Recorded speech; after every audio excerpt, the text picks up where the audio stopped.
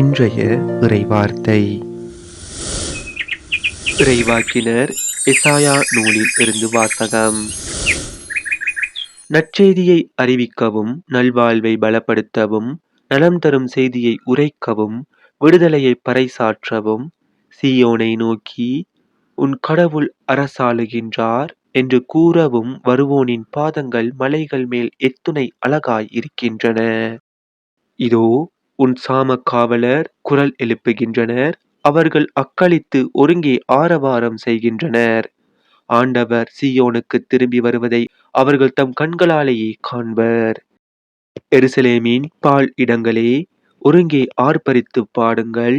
ஆண்டவர் தம் மக்களுக்கு ஆறுதல் அளித்துள்ளார். எருசலேமுக்கு மீட்பு வழங்கியுள்ளார். பிற இனத்தார் அனைவரின் கண்களும் காண ஆண்டவர் தம் தூய புயத்தினை திறந்து காட்டியுள்ளார்.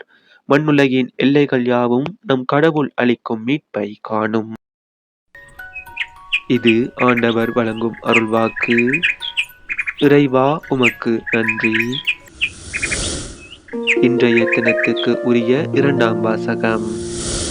திருத்தூதர் பவுல் எபேசியருக்கு எழுதிய திருமுகத்தில் இருந்து.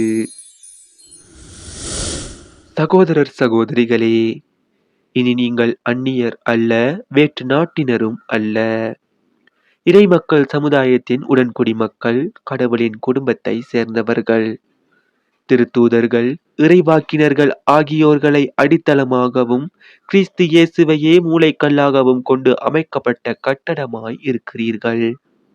கிறிஸ்துவின் உறவில் கட்டடம் முழுவதும் இசைவாக பொருந்தி ஆண்டவருக்கென்று தூய கோவிலாக வளர்ச்சி பெறுகிறது. நீங்களும் அவரோடு இணைந்து தூய ஆவி வழியாக கடவுளின் உறைவிடமாக கட்டப்பட்டு வருகிறீர்கள். இது ஆண்டவர் வழங்கும் அருள்வாக்கு. இறைவா உமக்கு நன்றி.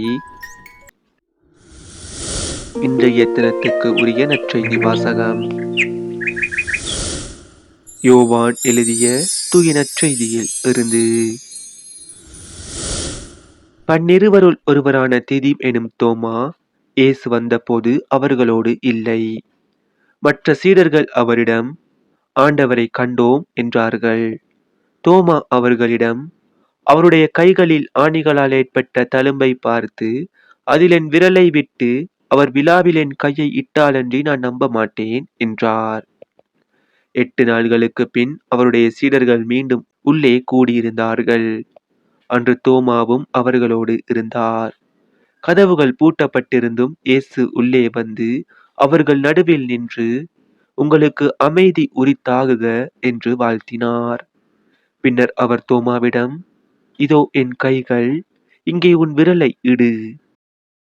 உன் கையை நீட்டி என் விலாவில் இடு. ஐயம் தவிர்த்து நம்பிக்கை கொள் என்றார். தோமா அவரை பார்த்து, நீரே என் ஆண்டவர், நீரே என் கடவுள் என்றார். இயேசு அவரிடம், நீ என்னை கண்டதால் நம்பினாய், காணாமலே நம்புவோர் பேறு பெற்றோர் என்றார். இது நம் கிறிஸ்து இயேசு வழங்கும் வாழ்வு தரும் நற்செய்தி.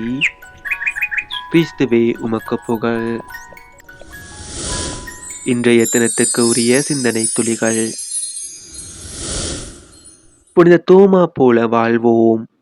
இந்தியாவின் தலை சிறந்த மறைசாட்சியாக திகழும் புனித தோமாவின் பெருவிழாவை இன்று நாம் கொண்டாடுகின்றோம். அன்று இயேசுவின் அடிச்சுவடுகளை பின்பற்றி வாழ நமக்கு வழிகாட்டிய இந்த உத்தமருக்கு இன்று நாம் எப்படிப்பட்ட மரியாதையை செலுத்தப் போகிறோம்? ஓர் ஊரிலே உன்னதமான மனிதர் ஒருவர் வாழ்ந்து வந்தார்.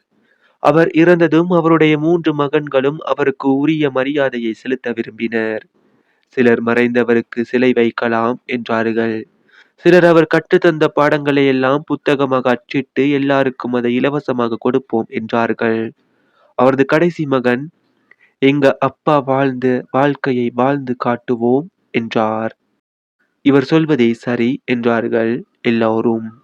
நாம் ஒவ்வொருவரும் இயேசுவை பார்த்து, நீர் என் ஆண்டவர், நீரே என் கடவுள் என்று அறிக்கையிட்டு சிறந்த நற்செய்தியாளர்களாக திகழ்வோம்.